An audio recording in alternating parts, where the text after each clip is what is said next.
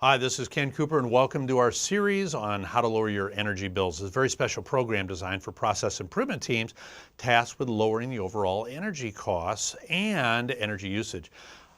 This is about how to create a plan. How does that team get organized, and what should the team be doing? What are the things needed? What are the resources? All that. We'll answer all that for the process improvement team. What do we mean when we talk about a PIT, a process improvement team? It's 5 to 7 people focused on a specific task. It's not a permanent job. It's a temporary look at, okay, we're going to go out and solve a specific problem. We want to get some people who are interested in the topic of energy use. They're self-starters. They're curious. They're going to dig into things. They'll do research. They'll track things down. Cross-functional.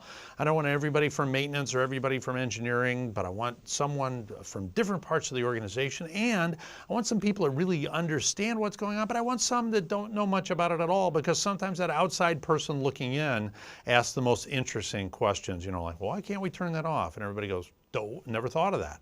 So you want that outside viewpoint. That's what a PIT is that can be productive. And then the next thing is educate all the members of the PIT. A lot of places you can do it. The utility companies have all kinds of information they'll share with you. Vehicle vendors, so the people you're doing business with can help you. The public institutions, government, schools, university research groups, independent analysts in firms, institutes, and so on.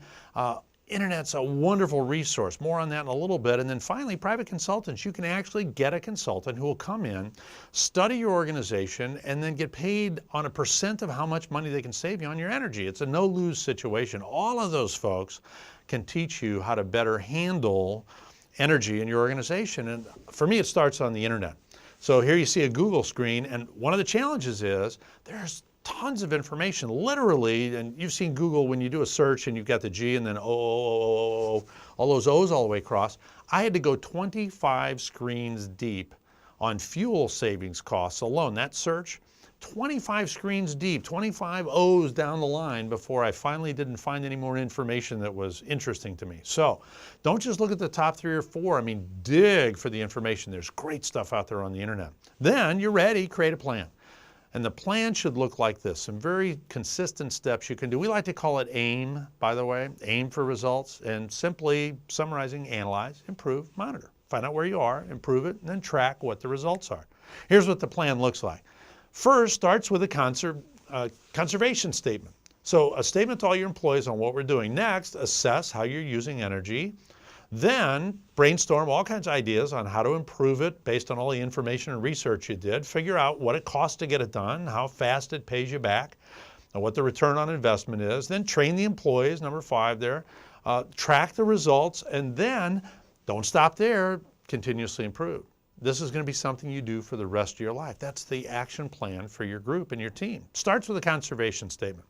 If you don't mind my reading just a little bit to you, very simply saying, this is important to us. We recognize the importance of energy conservation, and we're going to improve it both financially and environmentally. And if you think about it, that's exactly what we said in your employee training programs on energy. Same thing, it's about saving money and being a good citizen of the environment.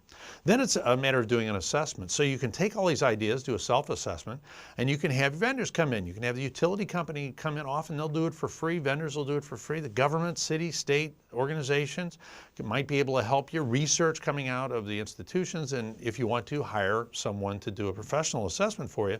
But find out where you are, get that analyze, and then get your bill in front of you. Find out what kind of money you got to work with, what kinds of savings potentials there are. We gave you all kinds of statistics on possible savings coming out of the research that we found in those 2 employee training programs. Then do a cost analysis, okay? Here's what we're going to save. Here's the rate that it costs us.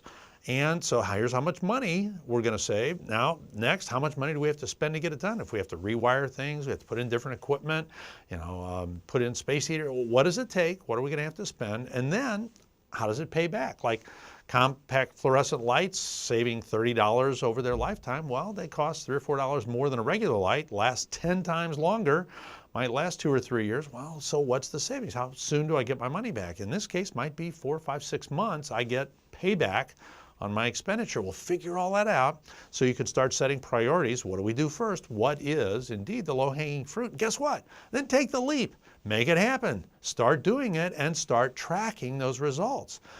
Then the team is basically done. The team can be disbanded and go back to work. But you know what? The job isn't done because somebody needs to own the process.